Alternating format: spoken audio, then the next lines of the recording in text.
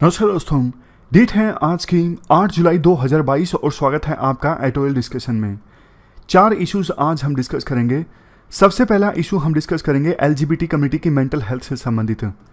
दूसरा इशू हम डिस्कस करेंगे इंडियन एक्सप्रेस का आतंकवादियों की सरेंडर पॉलिसी से संबंधित कश्मीर में। तीसरा आर्टिकल हम हिंदू का डिस्कस करेंगे इन्वायरमेंटल लॉज को अमेंड करने से संबंधित। चौथा आर्टिकल छोटा सा हम जूलियो रिबेरियो से संबंधित डिस्कस करेंगे। द ट्रिब्यून का, दैनिक ट्रिब्यून न्यूज़पेपर है ना, वहाँ पर जूलियो रिबेरियो का आर्टिकल आया है। वो पहले पुलिस कमिश्नर थे। चलिए डिस्कशन स्टार्ट करते हैं। First important article LGBT community की मेंटल हेल्थ से संबंधित है। आप जीएस पेपर सेकंड के इस टॉपिक से आर्टिकल को रिलेट कर सकते हो। देखो, जून का जो महीना था, पिछला महीना, वो प्राइड मंथ के रूप में सेलिब्रेट किया गया। प्राइड मंथ सेलिब्रेट किया जाता है एलजीबीटी कम्युनिटी के लोगों के द्वारा। प्राइड मंथ इसलिए इस महीने से मूवमेंट की शुरुआत हुई थी। मतलब एलजीबीटी कम्युनिटी का कहना है कि हमारी ये आइडेंटिटी है, इस आइडेंटिटी पे हमें गर्व है, बजाय हम शर्म महसूस करें इस आइडेंटिटी में। तो पिछले महीने ना एलजीबीटी कम्युनिटी से संबंधित काफ़ी इनक्रेडिबल सोशल मीडिया स्टोरीज देखने को मिली, इमेजेस देखने को मिली। ये देखो एक मौका है जानने का कि एलजीबीटी कम्युनिटी के लोग किस प्रकार के मेंटल इश्यूज से होकर गुजरते हैं। अब देखो, वैसे तो आपको पता है हमारे देश में अब सेक्शन 377 जो है वो डीक्रिमिनलाइज हो चुकी है नेशनल लीगल सर्विसेज अथॉरिटी की जजमेंट आने के बाद में। बट देखो, इसके बावजूद एलजीबीटी कम्युनिटी के जो चैलेंजेस हैं वो हमारे देश में अभी भी समाप्त नहीं हुए हैं। बहुत से मेंटल इश्यूज एलजीबीटी कम्युनिटी के लोग फेस करते हैं, डिस्क्रिमिनेशन फेस करते हैं आज भी। जैसे देखो, शुरुआत से ही, जन्म से ही बहुत सारे एलजीबीटी कम्युनिटी के लोगों में ना डिजोनेंस रहता है। डिजोनेंस का क्या मतलब होता है? देखो, डिजोनेंस का सिंपल मतलब होता है inconsistency between the beliefs one holds और बिटवीन वन एक्शंस। मैं आपको एग्जांपल देता हूं। जैसे देखो, आप ये मानते हो कि पैट्रियार्की गलत है, आप इक्वेलिटी में विश्वास करते हो, लेकिन फिर भी आप परिवार में पैट्रियार्की को बढ़ावा दे रहे हो, तो इसका मतलब इनकंसिस्टेंसी है आपके बिलीव्स में और आपके एक्शंस में। एथिक्स में काफी आता है ये डिजोनेंस का कंसेप्ट। महात्मा गांधी बोलते थे, एथिक्स की बात आपको बताता हूं, आप यूज कर सकते हो, कि जो कोई भी पर्सन सोच रहा है ना उसमें और जो वो एक्शंस ले रहा है, दोनों में ना कंसिस्टेंसी होनी चाहिए, तभी इंसान जो है वो पीस में रह सकता है। अदरवाइज तो फिर हार्मनी में नहीं रह सकेगा। तो एलजीबीटी कम्युनिटी के साथ में कई बार यही होता है। जन्म के समय उन्हें जो आइडेंटिटी असाइन कर दी जाती है ना, जैसे ए बच्चे का जन्म हुआ, उसे बोल दिया गया कि वो लड़का है, लेकिन अंदर से वो महसूस कर रहा है लड़की है। या फिर उसको जन्म से असाइन किया गया जेंडर क्या, लड़की है, वो अंदर से वो महसूस कर रहा है लड़का है। तो उसमें ना डिजोनेंस पैदा हो जाएगा और स्टिग्मा भी पैदा हो जाएगा कि अगर मैं बताऊंगा सबको तो मेरी बेइज्जती होगी, परिवार की बेइज्जती होगी। जो बता देते हैं उनके साथ डिस्क्रिमिनेशन काफी ज्यादा होता है, उनके साथ गाली गलौज होता है, एक्सट्रीम डिस्ट्रेस यानी एक्सट्रीम दुख से वो होकर गुजरते हैं, उनकी सेल्फ रिस्पेक्ट जो है वो खो जाती है। कई बार तो वो अपने आप से नफरत करने लगते हैं। ऐसी सिचुएशन में देखो, किसी की हेल्प मांगना ही बहुत ज्यादा मुश्किल होता है। मतलब हिम्मत कर पाना कि मुझे हेल्प चाहिए इस सिचुएशन से निपटने के लिए बहुत ज्यादा चैलेंजिंग होता है। वैसे तो देखो, एलजीबीटी कम्युनिटी के लोग भी होते तो इंसान ही हैं, तो जैसे बाकी इंसानों के मेंटल हेल्थ इश्यूज हैं, उनके भी मेंटल हेल्थ इश्यूज हैं, लेकिन चूंकि वो अलग, उनकी अलग आइडेंटिटी है, अलग सोशल कंटेक्स्ट में वो जी रहे होते हैं, उनके साथ डिस्क्रिमिनेशन ज्यादा होता है, इसलिए यंग एज से ही वो ज्यादा स्ट्रेस फेस करते हैं as comparison to normal human beings. हमारा समाज देखो आज भी ऐसा है। जेंडर आइडेंटिटी, सेक्सुअल ओरिएंटेशन, ये इश्यूज हमारे देश में नहीं डिस्कस किए जाते समाज में, एजुकेशनल इंस्टीट्यूशन में या फिर फैमिली में भी। अगर डिस्कशंस होती भी हैं तो भी स्टिग्मा अटैच कर दिया जाता है, धब्बे के साथ देखा जाता है इन चीजों को। इसलिए देखो, एलजीबीटी कम्युनिटी के लिए ना बहुत ज्यादा मुश्किल होता है उन लोगों को फाइंड आउट करना जो उनकी फीलिंग्स को महसूस कर सकें, जो उनकी सिचुएशन को समझ सकें।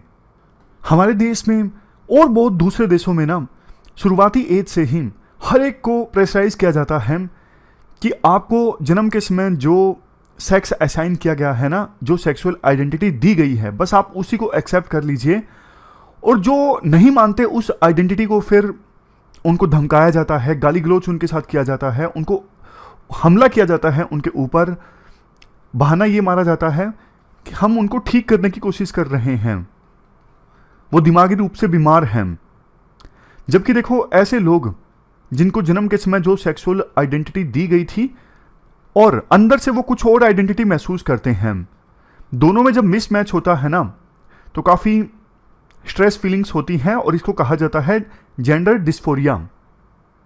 ऐसी सिचुएशन में मेंटल हेल्थ सर्विसेज की आवश्यकता और भी ज़्यादा बढ़ जाती है। लेकिन देखो, सरकारी हॉस्पिटल्स में तो फैसिलिटीज इतनी अच्छी है ही नहीं मेंटल हेल्थ से संबंधित। तो एक सर्वे के अनुसार जो भी लोग एलजीबीटी कम्युनिटी के हैं और वो मेंटल हेल्थ संबंधित हेल्प चाहते हैं तो वो प्राइवेट हॉस्पिटल्स का रुख करते हैं। लेकिन सभी इतने कैपेबल नहीं होते, इसलिए बहुत से लोग स्टिग्मा के चलते उस हेल्प से वंचित रह जाते हैं।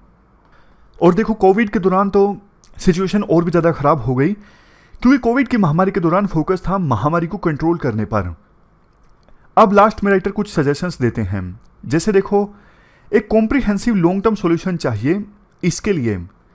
मतलब एलजीबीटी कम्युनिटी की जो मेंटल हेल्थ है वो सरकार के लिए एक प्रायोरिटी होनी चाहिए, जो कि अभी फिलहाल नहीं है। एलजीबीटी कम्युनिटी की जो मेंटल हेल्थ है ना, वो नेग्लेक्टेड है हमारी सोसाइटी में। सरकार ज़्यादा फंडिंग भी नहीं देती इस इशू के लिए। तो हमें ना सभी स्टेक होल्डर्स के साथ एंगेज करने की आवश्यकता है, इंक्लूडिंग एजुकेशनल इंस्टीट्यूशंस। स्कूलों में, कॉलेजेस में अगर इस इशू पर अवेयरनेस फैलाई जाएगी तो अच्छा होगा।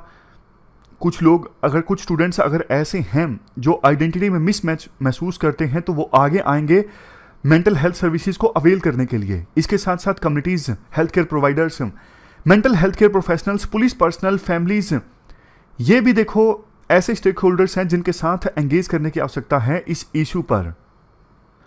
देखो, सबसे बेसिक काम जो सोसाइटी कर सकती है वो ये कर सकती है, अभी जो स्टिग्मा अटैच है ना इसके साथ, कि नेगेटिव एटीट्यूड और नेगेटिव फीलिंग्स के साथ देखा जाता है। अगर सेक्सुअल आइडेंटिटी में कुछ मिसमैच होता है तो इस चीज़ को, ये स्टिग्मा नहीं होना चाहिए, तभी तो एलजीबीटी कम्युनिटी के लोग सामने आएंगे ना। स्टिग्मा इतना ज़्यादा है कि जो एलजीबीटी कम्युनिटी के लोग हैं वो अपने आप में डरते हैं कि हम बताएंगे तो लोग हमें नेगेटिव एटीट्यूड के साथ देखेंगे। एक वो स्टैंड अप कॉमेडियन है ना, स्वाति सचदेव, उनकी एक वीडियो वायरल हुई थी। उन्होंने ओपनली माना था कि मैं बाइसेक्सुअल हूं। बट देखो, सबके लिए ओपनली ये एक्सेप्ट करना आसान नहीं होता। अंत में आर्टिकल में ये कहा जाता है, एलजीबीटी कम्युनिटी की जो मेंटल हेल्थ है ना, बहुत इंपॉर्टेंट हेल्थ इशू है। तो इसके लिए ना दोनों तरह के केयर की आवश्यकता है, प्रिवेंटिव केयर भी और सपोर्टिव केयर भी। प्रिवेंटिव केयर मतलब वो मेंटल हेल्थ इश्यूज फेस ही ना करे, हमें ये इंश्योर करने की आवश्यकता है सोसाइटी में अवेयरनेस फैला के। सपोर्टिव केयर मतलब अगर वो mental health care issue face करते हैं तो उनके लिए बेटर हेल्थ फैसिलिटीज अवेलेबल हों, मेंटल हेल्थ केयर प्रोफेशनल्स उपलब्ध हों जो उनकी सिचुएशन को समझें और उसी हिसाब से उनका इलाज करें। तो ये पूरा आर्टिकल हमने डिस्कस किया। चलते हैं आगे। इसके बाद next article GS paper 3 security से संबंधित है। सरेंडर पॉलिसी के बारे में ये आर्टिकल है। कंटेक्स्ट देखो, ये है अभी हाल ही में ना साउथ कश्मीर के कुलगाम में 2 आतंकवादियों ने सरेंडर कर दिया एनकाउंटर के दौरान। ये देखो अपने आप में एक रेयर ऑक्यूरेंस है, रेयर घटना है, क्योंकि बहुत कम ऐसा होता है कि जो आतंकवादी हैं वो सरेंडर कर देते हैं। कल क्या हुआ, जैसे ही कुलगाम में एनकाउंटर स्टार्ट हुआ, सिक्योरिटी फोर्सेस को पता लगा जो आतंकवादी हैं वो लोकल हैं, उनके परिवार वालों को बुलाया गया, कन्विंस करवाया गया कि वो हथियार गिरा दें, क्योंकि उन्होंने 1 हफ्ते पहले ही मिलिटेंसी को ज्वाइन किया था। वो परिवार वालों के कहने पर उन्होंने हथियार गिरा दिए और उनकी जान बच गई। देखो, जब आतंकवादी सरेंडर करते हैं ना तो इससे सबका फायदा होता है, जान बचती है, ऊपर से अगर एनकाउंटर हो जाता है तो इससे देश को भी नुकसान ही होता है, क्योंकि जिन आतंकवादियों का एनकाउंटर हुआ है उनके आस पड़ोस में, उनके परिवार में और ज़्यादा आइसोलेशन आता है, और ज़्यादा फ्रस्ट्रेशन आता है, सिचुएशन बल्कि और ख़राब होती है। आतंकवादी एलिमिनेट नहीं होते और बढ़ जाते हैं, बल्कि कोई और फ्रस्ट्रेट होकर हथियार उठा लेता है। तो बात यह है कि अगर आतंकवादी इस प्रकार से हथियार गिराते हैं तो ये एक अच्छा संकेत है।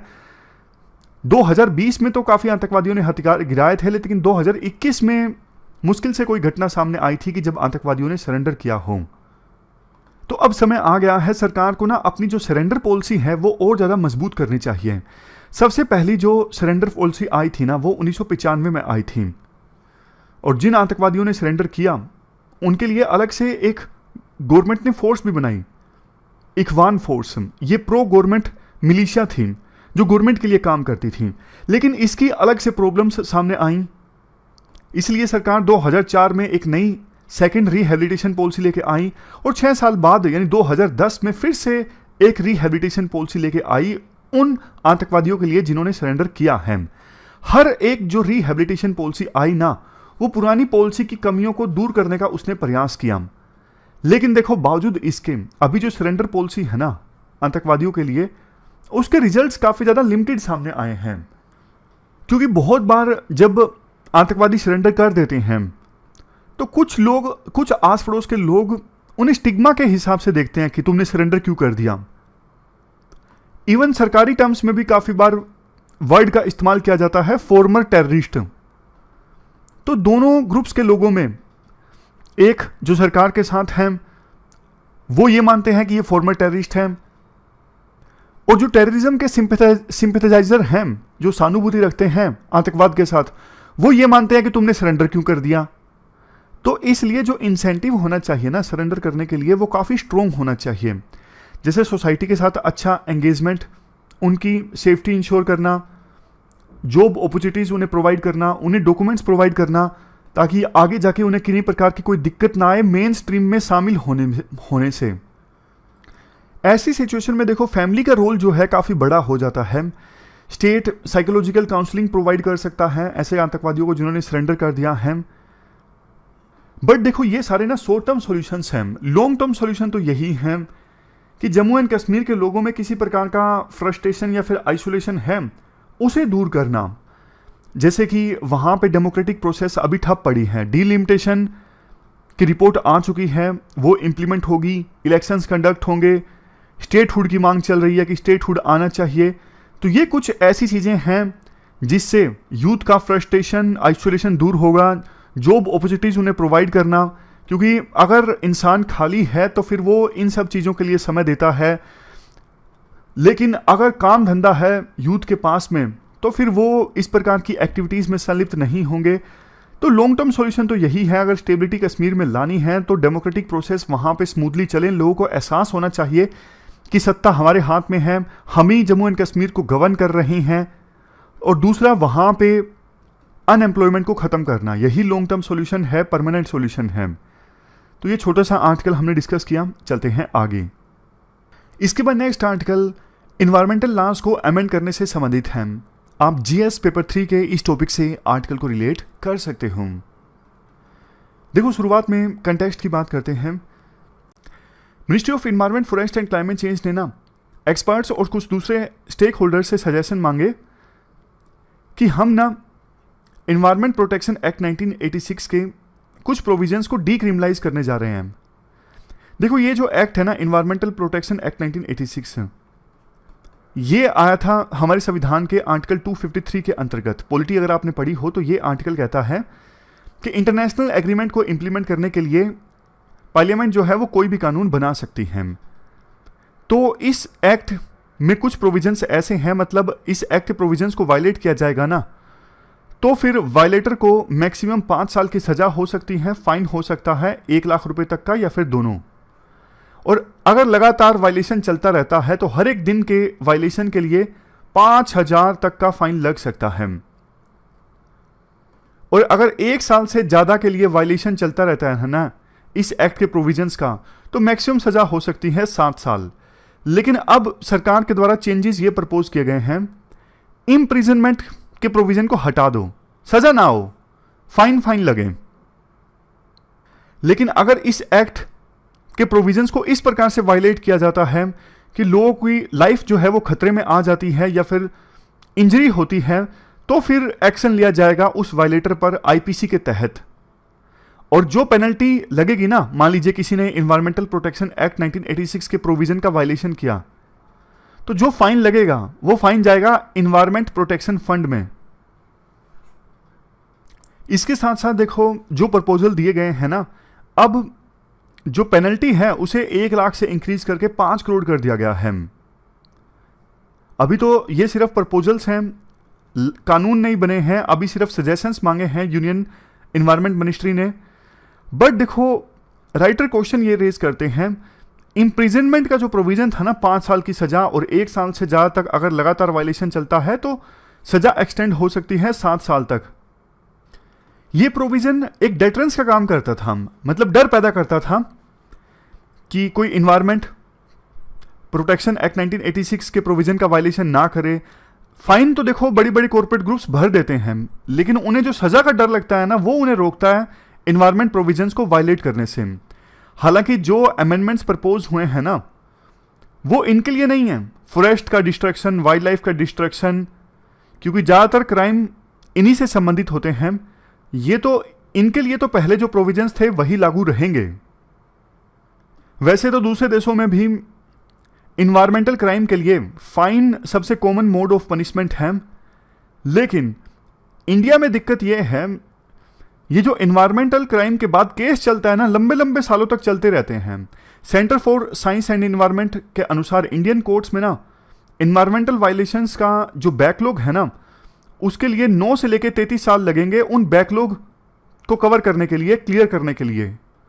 बैकलॉग बढ़ता जा रहा है। 2018 से अगर शुरुआत करें उस समय 45,000 इन्वायरमेंटल केसेस पेंडिंग थे रिड्रेसल के लिए, और बट साल खत्म होते होते 35,000 केसेस और ऐड हो गए। देखो सिर्फ फाइन लगेगा तो हो सकता है कि केसेस शायद जल्दी रिड्रेस हों, बट फिर फाइन के अगेंस्ट अपील्स भी ज़्यादा फाइल होंगी। और वही बात, जो इम्प्रिजनमेंट का डर है ना वो रोकता है बहुत से कॉर्पोरेट ग्रुप के लोगों को इन्वायरमेंटल प्रोटेक्शन एक्ट 1986 का वायलेशन करने से। फाइन से उन्हें डर नहीं लगता, सजा से लगता है। एसेंस यही है इस पूरे आर्टिकल का, इन्वायरमेंटल जो केसेस है ना उनका जल्द से जल्द डिस्पोजल होना चाहिए और जिन लोगों ने गलती की है उनको सजा मिलनी चाहिए ताकि इन्वायरमेंट को प्रोटेक्ट किया जा सके। तो ये पूरा आर्टिकल हमने डिस्कस किया, चलते हैं आगे। इसके बाद नेक्स्ट आर्टिकल रिलीजियस फेनेटिक्स से संबंधित है। जूलियो रिबेरियो के द्वारा यह आर्टिकल लिखा गया है। ये देखो आईपीएस ऑफिसर थे और पंजाब इंसर्जेंसी के दौरान इन्होंने काफ़ी अच्छा काम किया। देखो ये कहते हैं कन्हैया लाल का जो मर्डर हुआ राजस्थान में, ये रिलीजियस फेनेटिसिज्म का एक एग्जाम्पल है। वैसे तो देखो आप सभी धर्मों में रिलीजियस फेनेटिक्स देखोगे, लेकिन हाल के कुछ सालों में इस्लाम में रिलीजियस फेनेटिक्स की संख्या काफ़ी ज़्यादा देखने को मिली है। आप देखिए इस्लामिक स्टेट एक उभर के इमर्ज होके आया जिसने इराक और सीरिया के एक पूरे एरिया पर कब्जा कर लिया और शरिया को लागू करने की कोशिश की, सो कॉल्ड शरिया को उनके अनुसार। उसी प्रकार से आप अफगानिस्तान में देख लीजिए, तालिबान का कब्जा हो गया। तो मतलब इस्लाम में ब्लास्फेमी को बहुत ज़्यादा तवज्जो दी जाती है। पाकिस्तान का आप एग्जाम्पल लीजिए, ब्लास्फेमी के लिए मौत की सज़ा है, वहाँ पे ब्लास्फेमी का काफ़ी ज़्यादा मिसयूज़ किया जाता है। अक्सर जो मुस्लिम नहीं होते, जैसे हिंदू वहाँ पे माइनॉरिटी हैं, क्रिश्चियन माइनॉरिटी में है, उनका किसी पड़ोसी के साथ झगड़ा हो जाता है तो उन पे इल्ज़ाम लगा दिया जाता है कि उन्होंने ब्लास्फेमी की है, उन्होंने प्रोफेट मोहम्मद या फिर अल्लाह के बारे में कुछ कहा है। और देखो माना यह जाता है बिलीवर मतलब मुस्लिम्स ने जो कहा है उनकी बात सच है, और नॉन बिलीवर्स जो बोले उनको एज ए सच एक्सेप्ट नहीं किया जाता है। नॉन बिलीवर मतलब हिंदू या फिर क्रिश्चियन। ऐसे केसेस काफ़ी सामने आए हैं पाकिस्तान में और जिनको इंटरनेशनल प्रेस ने भी काफ़ी ज़्यादा तवज्जो दी। इसके अलावा देखो सिखिज्म में भी आपने पिछले कुछ महीनों में लिंचिंग की खबरें पढ़ी होंगी। आरोपियों पर आरोप था कि उन्होंने ब्लास्फेमी की कोशिश की, गुरु ग्रंथ साहिब जी को खंडित करने की कोशिश की, तो लिंचिंग हुई उनकी। हिंदुइज्म की बात अब करते हैं। देखो ना, हिंदुइज्म में भी अब कुछ रिलीजियस फेनेटिक्स की जो संख्या है ना वो इंक्रीज हो रही है। उसका रीजन ये है, मतलब सोशल मीडिया पर आपने भी देखा होगा एक बड़ा वर्ग, इवन वीडियोस में कमेंट्स में आप देखते हो कुछ लोग बहुत ज़्यादा बुरा भला कहते हैं दूसरे धर्म के रिलीजियस फैनेटिक्स को। फॉर एग्जांपल जो कटर रेडिकल इस्लाम वाले होते हैं ना, उनको बुरा भला कहते हैं। आपने देखा होगा यूट्यूब के कमेंट्स में। तो इंडिया में, राइटर के अनुसार इंडिया में भी हिंदुइज्म के रिलीजियस फैनेटिक्स का इमरजेंस हो रहा है। किसके अगेंस्ट? जो रेडिकल इस्लाम वाले फैनेटिक्स है ना, उनके अगेंस्ट। हिंदुइज्म में ये फेनोमेनन अपने आप में नया है, पहले ऐसा नहीं था। या फिर यूं कह सकते हैं पहले लो स्केल पे था बिल्कुल, लेकिन सोशल मीडिया के आने के बाद अब ये बहुत ज़्यादा इंटेंस हो गया है। अब जैसे हिंदू देवी देवता के बारे में अगर कुछ टिप्पणी की जाती है तो बहुत से जो रिलीजियस फैनेटिक्स हैं उसको बर्दाश्त नहीं करते। मतलब देखो, आप जनरलाइज मत कीजिए कि वो टिप्पणी गलत है, सही है, लेकिन जो भी हो, मतलब अब इन इश्यूज को ना काफ़ी जोर शोर से उठाया जाता है। जैसे सोशल मीडिया पर कैंपेन चलने लगते हैं, boycott this company, boycott this brand. But देखो, ये जो चीज़ें हैं ना, वो समाज के लिए ठीक नहीं है, चाहे वो किसी भी धर्म से संबंधित हो। देखो, किसी को भी ना किसी भी धर्म के बारे में, किसी भी धर्म के अंदर जो वर्शिपिंग फिगर्स होते हैं ना, उनके बारे में गलत नहीं बोलना चाहिए। बट ऐसा भी नहीं कि आप थोड़ा सा भी बोलो बिल्कुल ही आपको बाइकआउट करने किया जाने लगे, फिर तो freedom of speech and expression रही नहीं ना, फिर तो धर्म के ऊपर कोई बोलेगा ही नहीं। अब जिस चीज के ऊपर कोई बोलेगा ही नहीं, तो फिर उस स्पेस को ना ऐसे लोगों के द्वारा कैप्चर कर लिया जाएगा जो अपना इंटरेस्ट सर्व करना चाहते हैं। मैं आपको ना ये लाइन फिर से बोलता हूं, देखो, अगर आप इतना डर कायम कर दोगे कि रिलीजन के ऊपर कोई बोलने से डरेगा, तो फिर ना उस स्पेस को किसके द्वारा कैप्चर कर लिया जाएगा? उन लोगों के द्वारा कैप्चर कर लिया जाएगा जो रिलीजन को अपने हिसाब से चलाना चाहते हैं। वही चलाएंगे कि हमारा धर्म ऐसे है, चाहे इस्लाम हमारा ऐसे है, हिंदुइज्म हमारा ऐसे है, क्योंकि बाकी तो कोई बोल ही नहीं रहे ना डर के चलते। ये चीज पहले इस्लाम में हुई थी। कुछ लोग बोलते हैं कि आतंकवादियों के अगेंस्ट या फिर इस्लाम के कंजर्वेटिव वर्जन के अगेंस्ट कोई कुछ बोलता क्यों नहीं है? मतलब जो मॉडरेट मुस्लिम्स हैं, जो लिबरल मुस्लिम्स हैं, वो बोलते क्यों नहीं है? तो उन्होंने, दोस्तों ने बताया कि देखो, डर लगता है, सीधी सी बात है। अब वही चीज ना हिंदुइज्म में भी हो रही है, ऐसा राइटर का मानना है। जैसे आप वीडियो बनाओगे, आप सेकुलरिज्म की बात करोगे, आप हिंदू मुस्लिम में भाईचारा की बात करोगे, तो कुछ लोग हिंदुइज्म में भी ऐसे होंगे जो बोलेंगे, अरे तुम आए बड़े सेकुलरिज्म के ठेकेदार, देखो क्या हुआ है हमारे साथ, ऐसे मतलब बातें करने लगेंगे।